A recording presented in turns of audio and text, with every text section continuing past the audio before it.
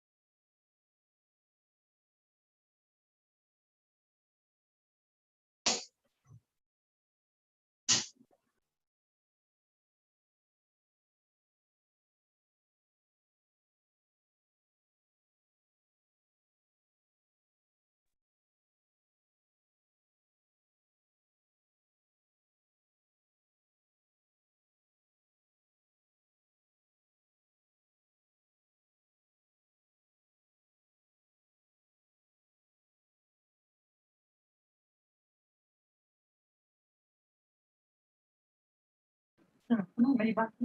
Standing on stage, the leader is bad and leader in his daughter. Switch on the fan.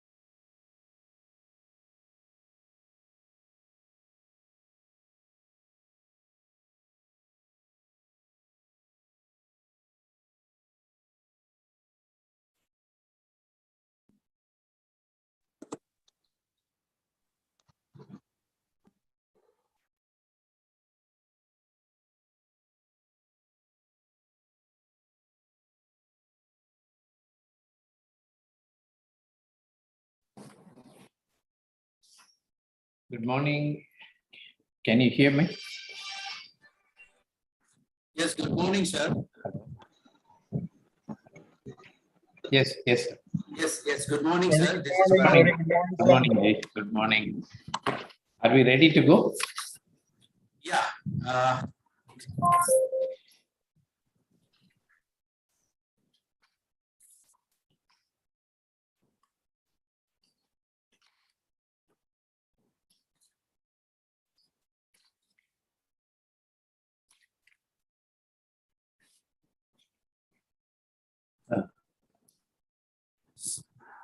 Sir, we shall wait 3 minutes only. Surely, sure. So it will start with my talk, right?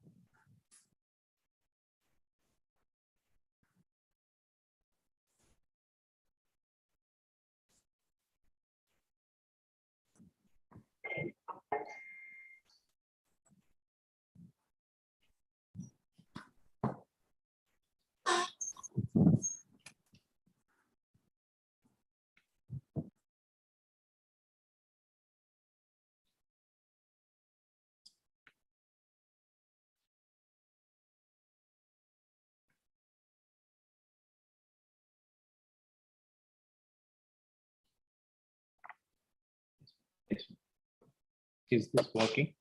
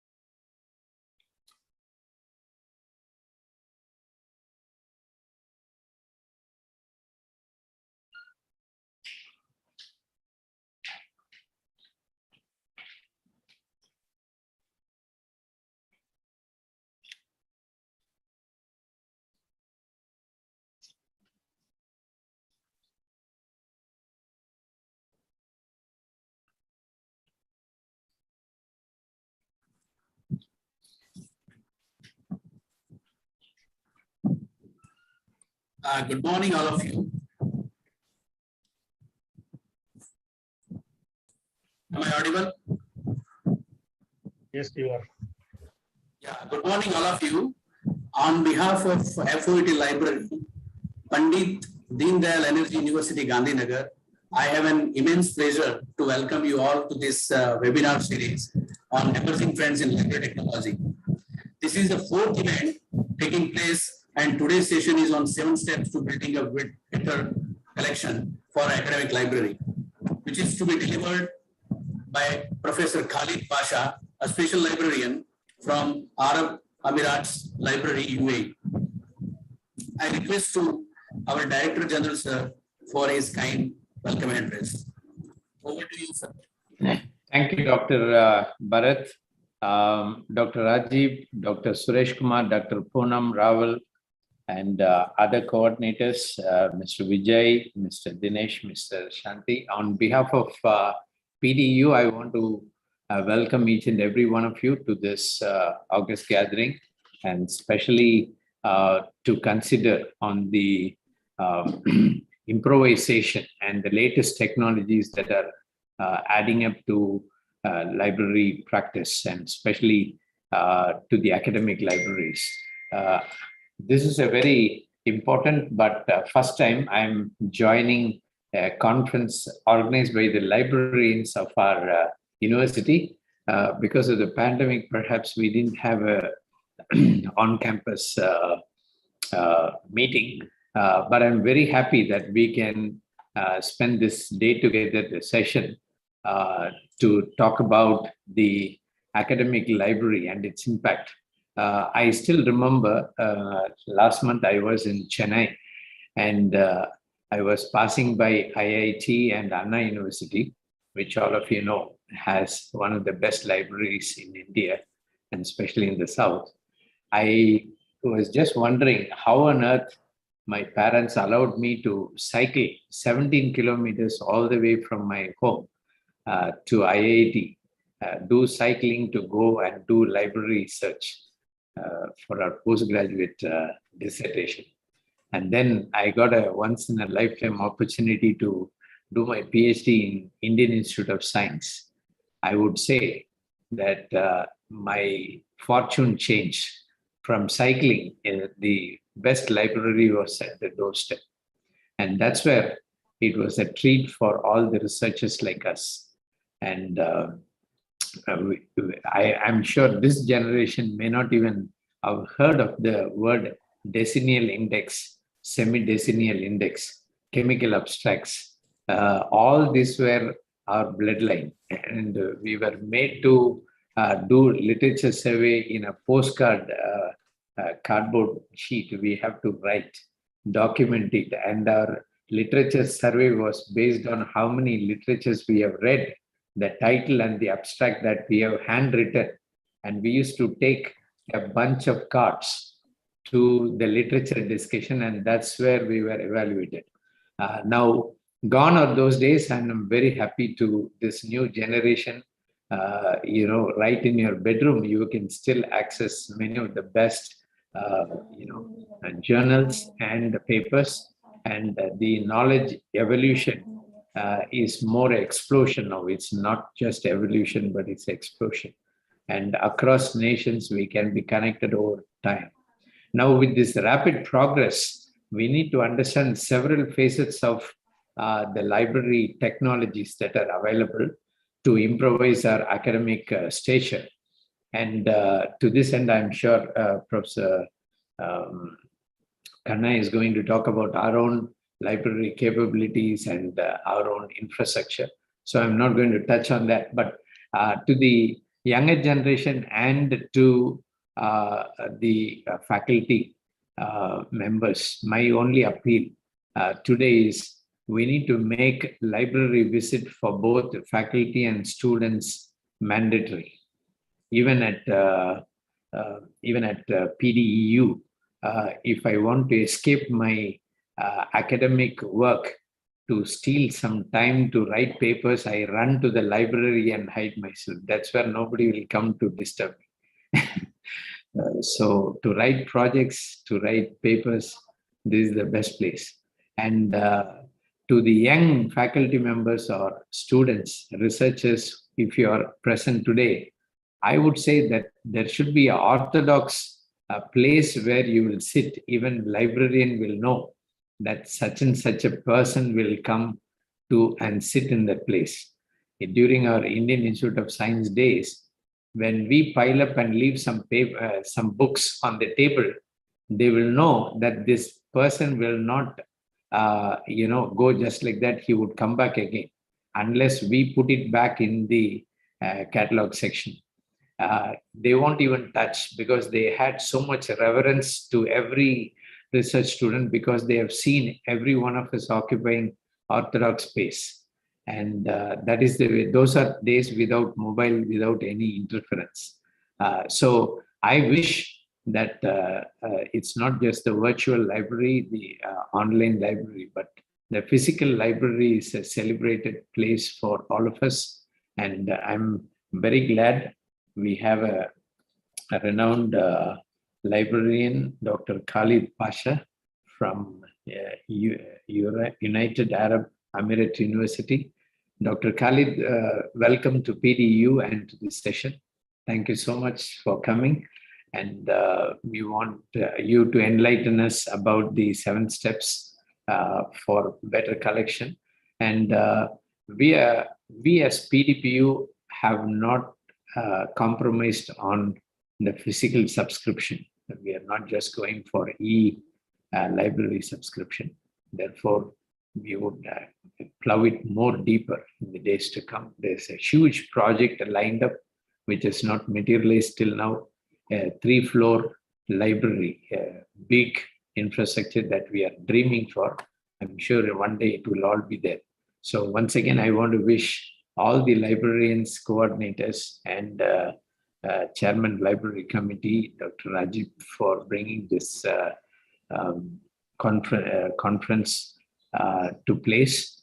And I wish each one a very best. And thank you once again. I somehow feel the librarians at the university should one day even address in the faculty forum, in our faculty meetings, about the infrastructure and about the good practices of the library so that everyone can be benefited.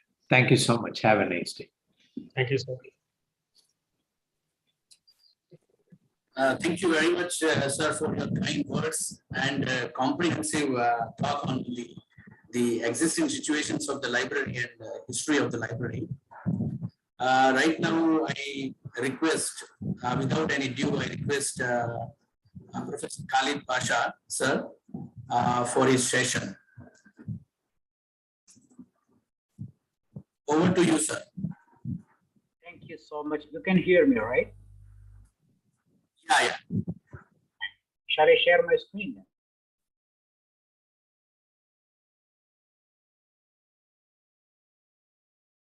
So visible, right? Fine. Good afternoon, everyone, and from post joint prime Middle East region. Good morning here. It's 10:30 now in this part of the world. I feel very honored to be here as a part of this series conducted by Dinobadhyay NRT University in Gujarat. Thank you so much for providing this platform to share my little thought on how can we collect our resources in a better way from my experience. My name is Khalid Pasha. I'm working as a collection development librarian at the United University, UAE, shortly known as UAEU. This university established in the year 1976 and is the first university in this country. When the country born, the university also set up. And we are housing more than 13,000 students in various disciplines. That includes like from medicine, engineering, and so on. Almost all courses we are running. And we are ranked number 1 in the country and number 7 in the Middle East region and 284.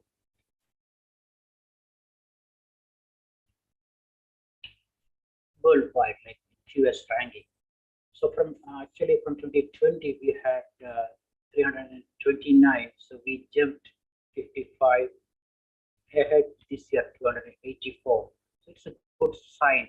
Actually, we have a slogan for the University of the Future. So based on that slogan, we are moving forward.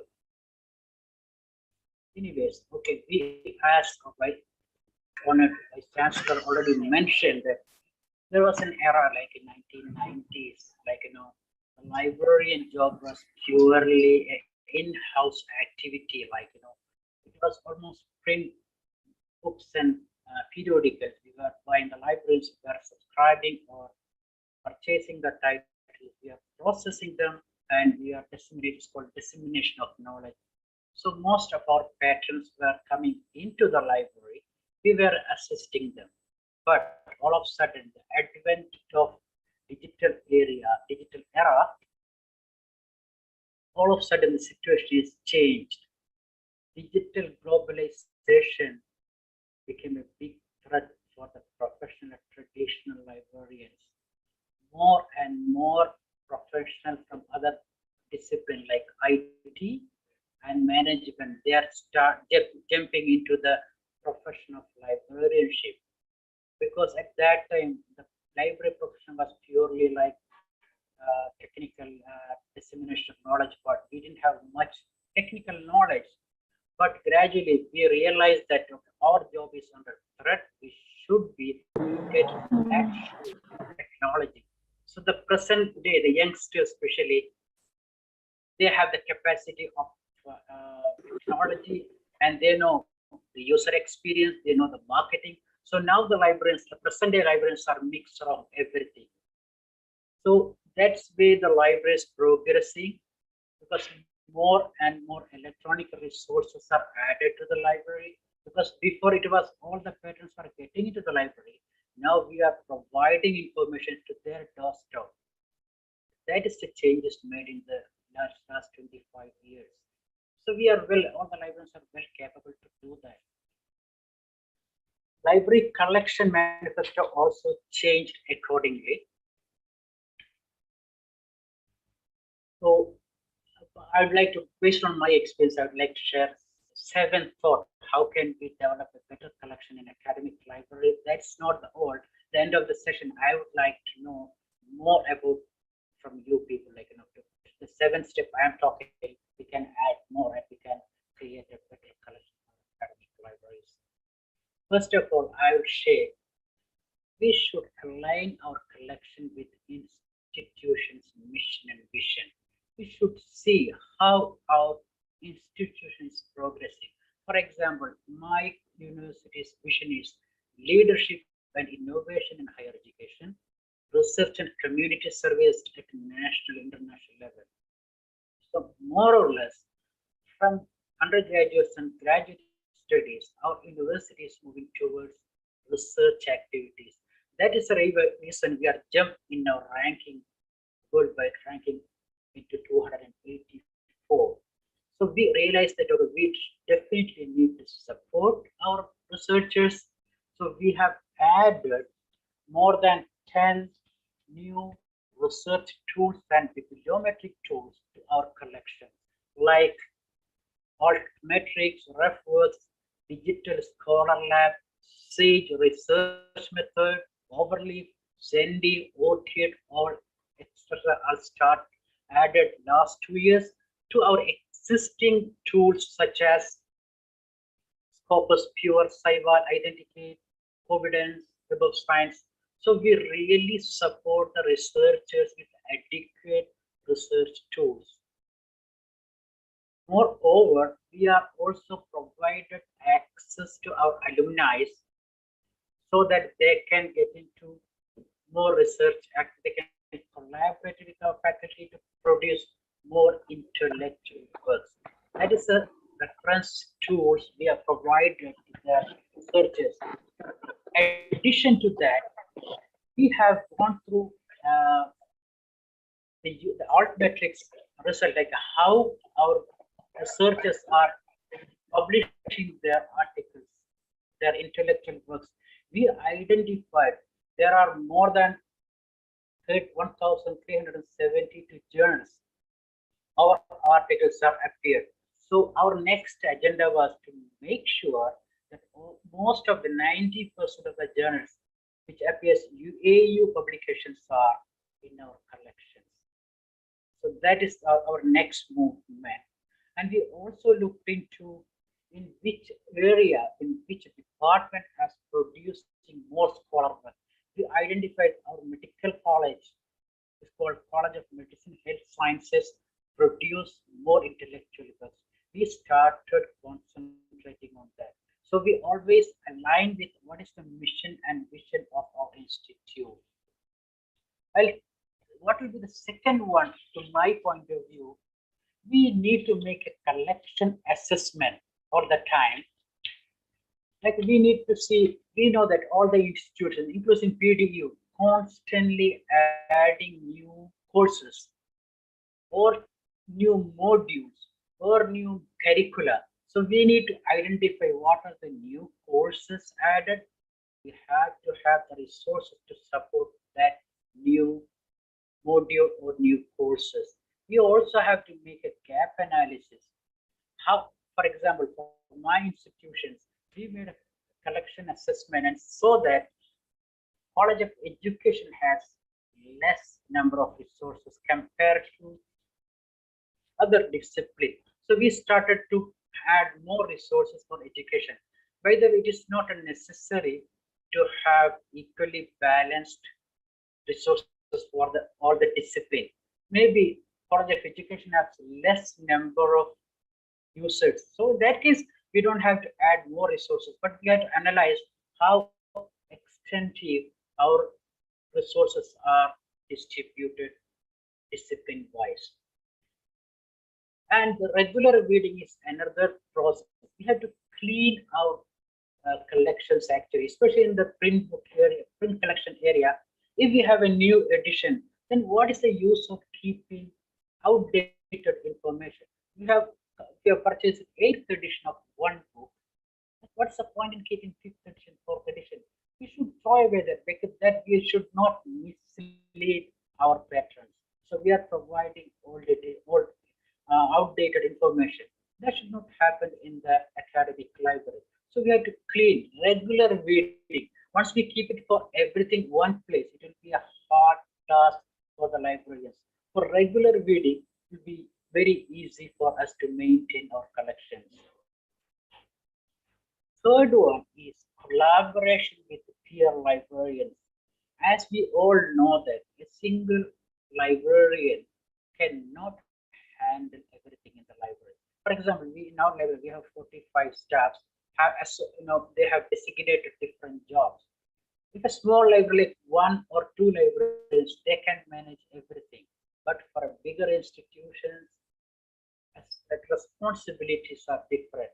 So we have, for example, myself, I am a collection development librarian. I have to concentrate on my job, but at the same time, I have to maintain a very good, transparent relationship with the department, like outreach department, marketing department, press departments. We always have to provide the information what is happening in our end. Same way, we should get information from them.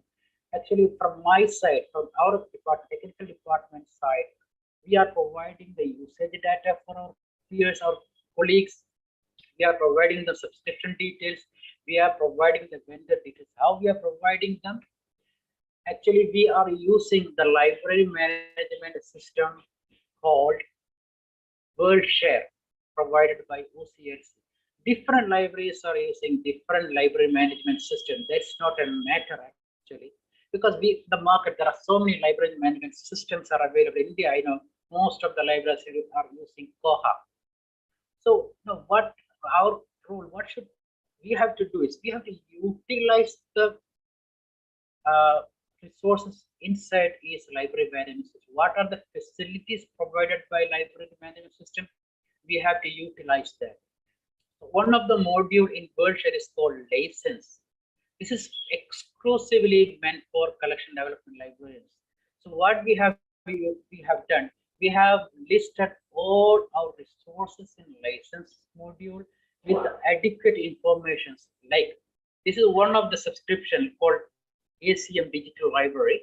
We have information on when the subscription started, when it is ending, how much it is cost, and what is the usage data. We are updating usage data to this module every month, and we are uploaded the license agreement to know our fellow librarians what are the terms and conditions, copyright, who can access the contents, and we also provided the vendor information, like who is the vendor, how can we contact them with email or telephone number. All the informations are uploaded in this module, and it is made available to all the fellow librarians so that they will know in each, especially for the subject librarians, they will know what are the resources available in their respective department, so they can market them very well. They can see how much usage data for each resources, why it is less usage.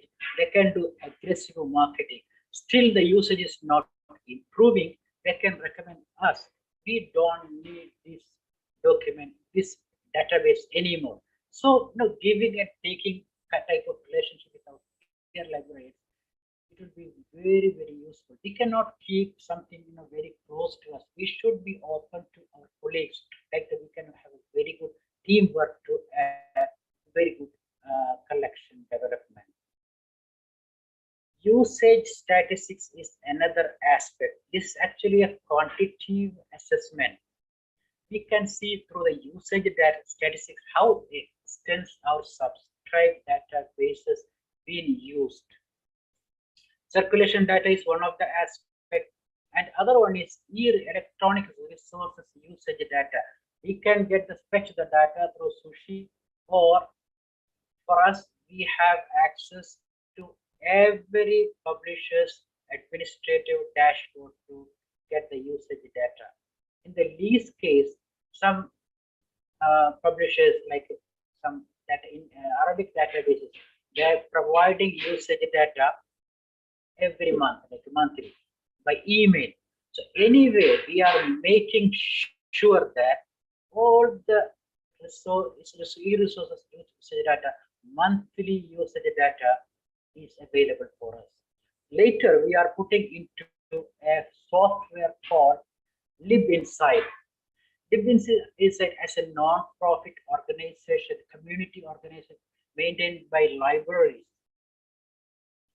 It is provided by SpringShare. LibInsight is an library analytic tool.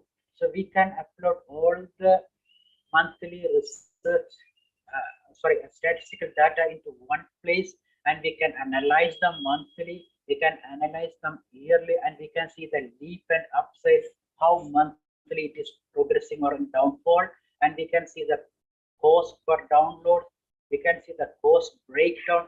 There are so many types of attractive data can be retrieved through this software graphically. This would be very useful for the reporting purpose. The usage data, usage statistics, I feel, is one of the best criteria in our collection development process. And we also have a usage statistics, how many times our patrons access our content through our discovery tool, how many times they directly access into the database, A to Z list of databases, and how many times they have downloaded the data. And we have very good institution repository that is free open access, how many times they access to our institution repository. So we are maintaining all sort of statistics for reporting purpose, and to evaluate what are the databases resources keep to maintain or to be eliminated. The fifth one, I must say, we have to have a very good connection with our end users. That the collection development libraries not necessarily need to be connected directly with end users, but we should direct our liaison librarians, our subject librarians to get connected to them. We have to provide them adequate information to the subject librarians to get connected to the end users. Here, the branding of our library is very important. How we are branding, how we are marketing our library to the end users. It can be very, we have to be very organized, we have to be very user friendly. We have to have use the social media to reach to our end users to know what are the new resources added and what are the resources available in respective subject area. LibGuide is another option. I can show, just for example, I created LibGuide. I think most of the libraries worldwide is creating LibGuides. This is the one created by me for the new resources added to the library. As a collection development librarian, I don't need to make the LibGuide, but as for the new resources, we will be the person, those who are on the technical side will be the person knowing what is being added newly to the library. That's the reason I have created one LibGuide. Otherwise, most subject librarians are creating the LibGuides in the respective field so that the end user cannot get confused. We are having overwhelming number of databases. So for example, one of the professor in management, he has nothing to do with engineering database. So we can make a LibGuide for them, especially with management collections, so that with the link to the resources, so they can easily access to the content what they really needed. And information literacy programs is another way of conveying the message, addressing the library. And survey is another important aspect.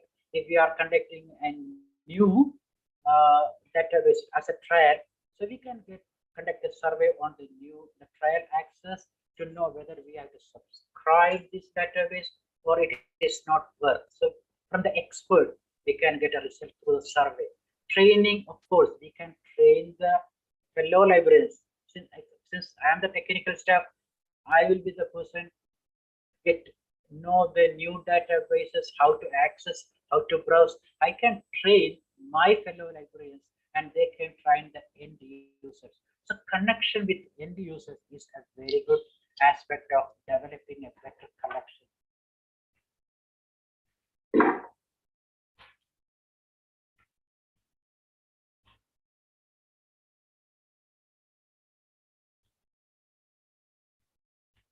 Reporting is, I'm sorry for that. Reporting and budgeting is another aspect of collection development. We have to decide whom to report and what to report. Because most of the time, our upper management, where we are reporting, is not library professionals. They are vice chancellor. Maybe he's not a librarian. He doesn't know the language of the librarian, the dean, the faculty. They doesn't know what the library is doing. So we, the librarians, has to provide them a very clean, pinpointed information through the report. It is said that we should not use any technical word in the report, and it should not be a 20-page, a long story. They will never ever read that. They will never ever read a long story. So what we can do, we can provide a very pointed 2 pages report with the bulletin, with the important information and with some graphics. We already have the graphics like reporting data, we have survey data, so we can place that into their table to maintain our budget, not to cut the budget. When any recession happens, the library budget is the first area affect in the institutions. Easily, the finance department is cutting our budget. So to defend that, we have to have a very good reporting with pinpointed ideas and reporting. And the second part is budgeting. As we all know that year by year, our budget, library budget is shrinking. At the same time, price of the database is increasing by average 6% every year. Plus, there are so many new resources added to the market. So we forced to have more resources. At the same time, we don't have enough budget. So here, a negotiation plays an important role. In the previous era, when the print book and print journals were available, it was very easy. Negotiation was very easy. Most of the publishers are either the societies, associations, or universities. But later, the more commercial publishers are getting into the market, they started merging, they start acquiring university publications, society publications, and they became giants. Now we know that there are few very giant publishers are available in the market, like Elsevier, McGraw-Hill, Springer Nature, Ty, Taylor and Francis, Wiley. When we want 10 journals from one of the publisher, like for example, Elsevier, we are asking the price for 10 journals. They are coming with a smart idea. They were offering us, okay, for the 10 journals, maybe $1,000, pay additional $200 and get 100 journals extra as a package. We, the poor librarians, we thought, okay, it's a good idea that we'll have 100 journals in our collections. We are paying 20% extra for getting that. Fine. But at the end of the day, when we see the usage data, we can see that only 10 journals which we asked being used by our patrons. Rest of the 80 journals or 90 journals are useless. So we should show the courage to break the big deal so that we can save that 20%. Consortia is another option. I think India is doing very well with consortia. Consortia is another option to maintain our budget. With a small share, we can have big collections. And other subscription option like PDA, DDA can apply, and open access is another one. As I mentioned, our scholars are publishing in more than 1,400 journals. Out of 1,400 journals, 800 journals are open access. So we have put all our open access articles in our scholar work to freely access to all over the world, and we really market these 800 journals so that our authors will get more citations and their H index also will be increased. So aggressive marketing of open access journals can save our money. When we do more marketing, there will be more citation for the article published, and the impact factor of that journal will be increased. So there will be a stability for the open access journals in the market. So we can really, as a librarian, we can really support open access publications. And in the final point, I must say, we have to maintain a very good relationship with management team, with IT and finance team, and with the community and peers and publishers and vendors, because we are the mediator in the library. For example, if the management team or finance team is contacting the technical service or the collection development team for any negotiation, any inquiry with finance or IT, even the community and peers are, our fellow librarians are, they are also contacting us.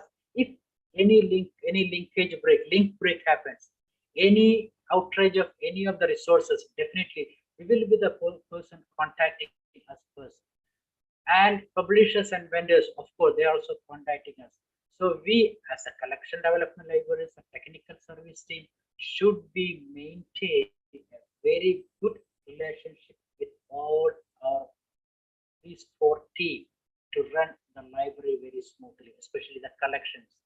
At the end, I like to share that what is meant by return of investment.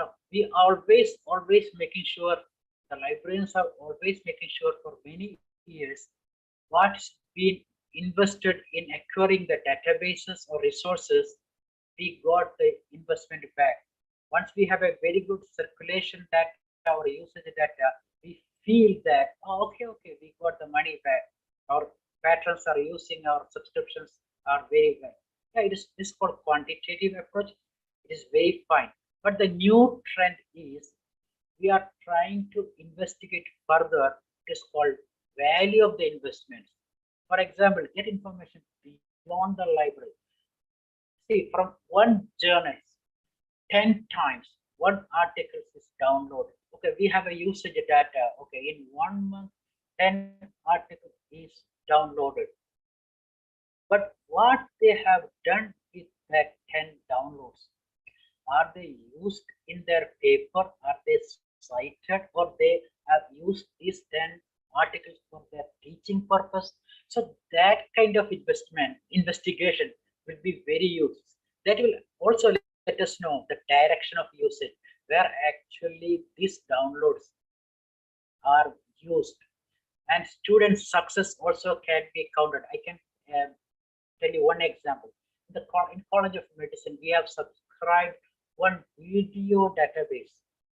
It is very simple, 10 minutes, 15 minutes videos for each module like anatomy, physiology. The students found that videos are very useful. They start watching that videos and they found that in the exam, the reflection comes like the percentage of marks is increased. The student success in that particular database is a significant example of the proper usage of useful database. So we can get into these kind of investigation, either subject librarians or AI zone librarians can do this kind of data collection that will help us to maintain a clean, focused collections for the library. With that, I would like to conclude my session.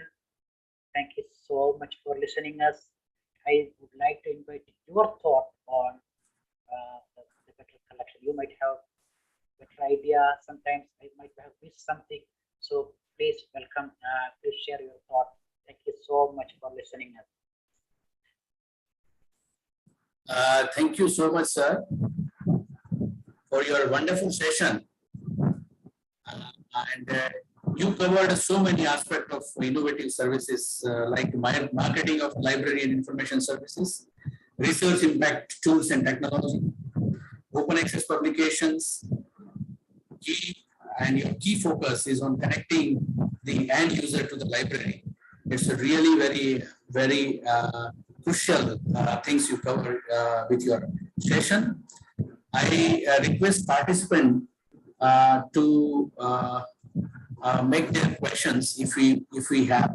And here there is a chat box. You can put your question in the chat box, or if you wanted to ask any question, you raise a hand in a person.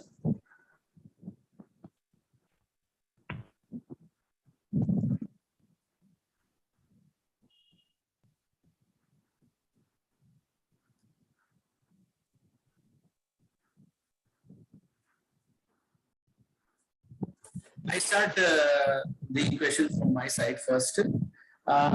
Sir, actually in India, we are using various library automation software as well as subscription of e-resources and many e-repositories or e-repository collections in our library. So how can we make in a single platform, or which are the best open source software for discoverable services? Open Athens is one of the option provided by EBSCO. So they are coming with single sign-on. We can have everything in one platform. So we can try Open Athens, and it is actually Open Athens. It is actually open access. It's not cost us very much. Shibboleth, for example, that is really open access. We can try with that. We are thinking into switch over to Open Athens actually. so that we can provide our patrons single sign-on access to everything without much hurdles. So, sir, are you using a AppSco Discovery? No? We are not using EBSCO Discovery now. We are thinking about that. Now we are using OCLC WorldShare platform for discovery and library management both. Thank you, sir.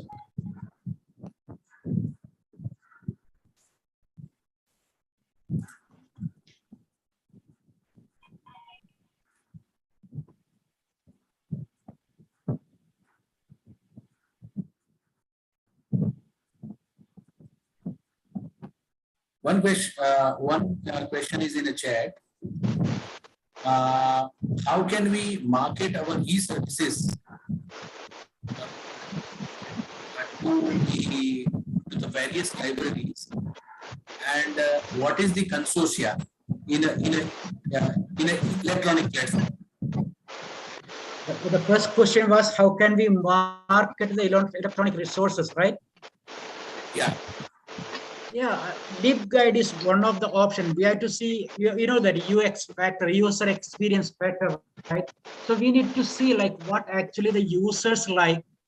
So we need to put it to their shoes and see what actually the user like to be. So we cannot put our idea. We have to see what actually they want. We trying LibGuide. LibGuide is one of the best option that, you know, they cannot mix up with a lot of things. And the user interaction is the librarian's interaction is very important. And once we have conducted one open house in the library, we invited all the faculty and students into the library, and we set up so many booths, like, you know, and we, like, you know, demonstrate the respective department, the resources available in the library. And we have given some giveaways, like, you know, some gifts that we got from the publishers actually, and we provided some snacks. So it was a festive mood, like, you know, so it was enjoyable. At the same time, we could effectively market our products. So that there's a LibGuides, open houses, reaching out to them, step out to their doorstep is another, you know, once we get into their office, they will feel very happy, you know. This kind of way we can market our products. And we have some students librarian. We train some students librarian to teach fellow students. So that also is very effective. You know, when we taught, they will not listen, but their fellow students talk about one of the product, one of the database, they're showing much interest. So this way we can, you know, market our products.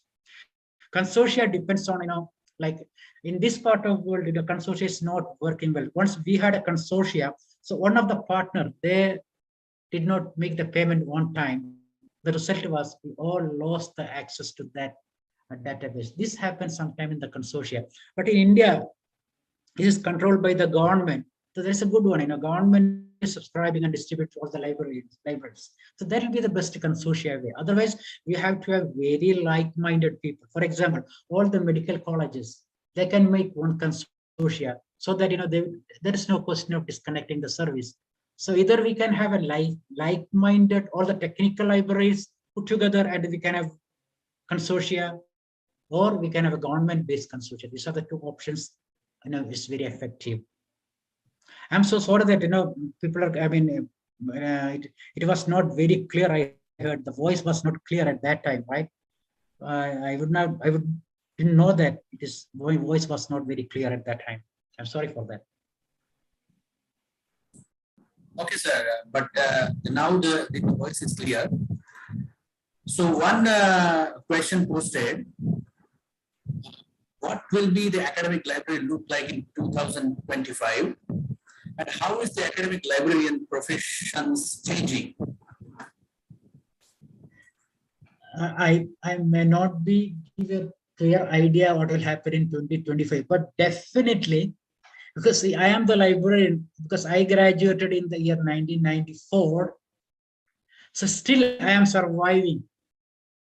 At that time, when I was learning, I was studying in my curricula, there was no technology at that time. We were practicing card cataloging, but in 2021 and 20, I am surviving. I adopted enough technology in 2025, definitely we will be surviving because we know how to get cope up with the new technology. So there will be no threat for the librarian job. And youngsters cannot take over the librarian's job. The library needed the experience and the energy of youngsters. It's a mixture of both. So we don't have to worry about whether youngsters or experienced people, we will survive, definitely. I see Guida's question, what is student librarian? Students library. We trained some students. We made them sit in the library and we showed them the activities of the library and we asked them to present. For example, some databases, we trained them how to access to the database, how can we browse that, what is the advantage, how can we save the search result, and we trained them and we asked them to go to their class and teach that.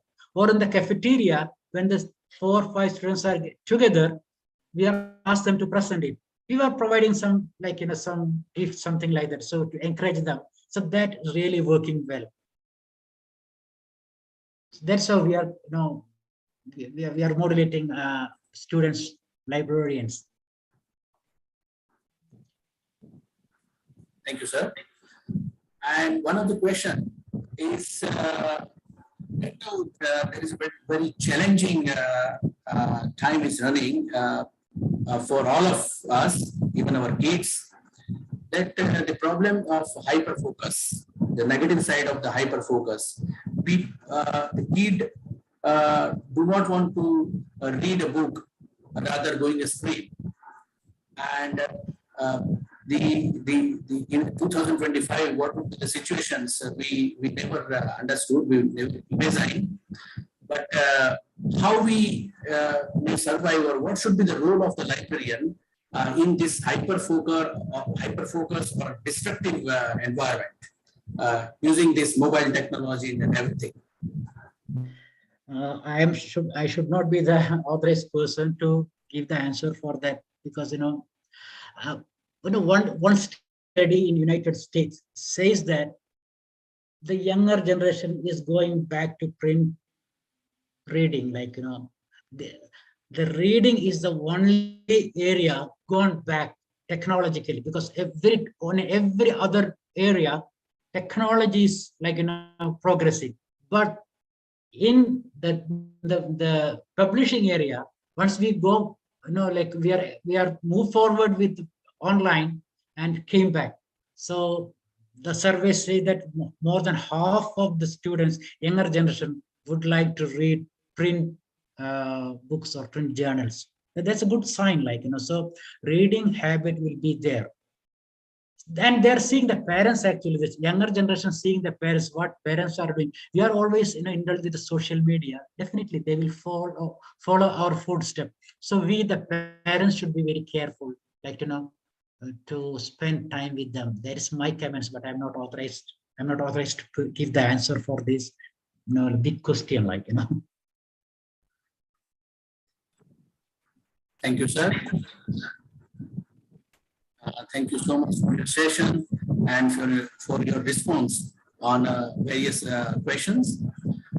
We also request all of you, the participant, there will be a feedback link that, and if you want a certificate, then you can mail us to vijay.suthar@spt.ac.in. And even during this 10-minute, we are also hosting a feedback link. Then you can follow and give the feedback. Now I request our library committee chairman, Professor Rajiv Bandyopadhyay sir, for giving a word of thanks. Rajiv sir, over to you. Good afternoon, one and all. Thank you very much, Dr. Bharat, for putting me in the vote of thanks. I would like to formally put the vote of thanks at the end. First of all, I would like to thank our guest speaker, Dr. Khalid Pasha sir, for delivering such a nice and informative talk on the very relevant topic on library science and its emerging challenges and so on. So thank you, Dr. Pasa, once again for sparing your valuable time for this session, and we look forward to see you soon again in some platform and listen to you again. We'd like to thank the organizers, Dr. Poonam Rawal, Dr. Bharat Chaudhary, Mr. Vijay Sutar, Mr. Dinesh Chaudhary, all the library staff people from FOIT Library of PDU for organizing such a nice webinar. Then I would like to also thank our management and our Vice Chancellor, DG Professor Sundar Manoharanji, for delivering his keynote and opening address. Thank you, sir. Thank you very much. I'd like to, thank our Director, School of Technology, Professor Sunil Khanna, sir, for always, supporting me and encouraging us for having a good library practice and supporting us in various ways. I'd like to thank all other members of Pandit Deendayal Energy University, teaching and non-teaching, who directly or indirectly support us for keeping a good library practice. And then I'd like to thank the participants who have spared their valuable time and listened to the speaker. And we think that we'll come back again with nice topics and nice webinars. And we'd like to arrange more such webinars on relevant topics of library science. Thank you once again all for participating and listening to us. Thanks very much. Over to Bharatji.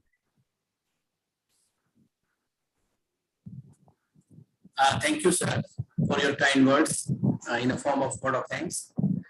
I request all of you to go for a feedback link, or you ask your question to Vijay Sutar if you want to have a feedback and certifications.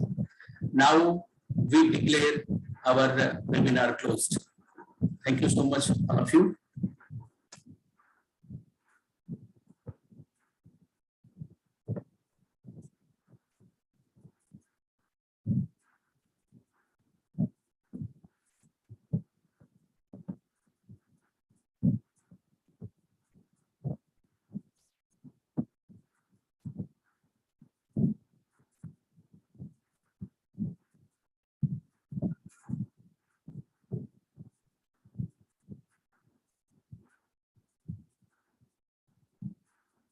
Those who wanted to give feedback, the feedback link would be available for 5 minutes.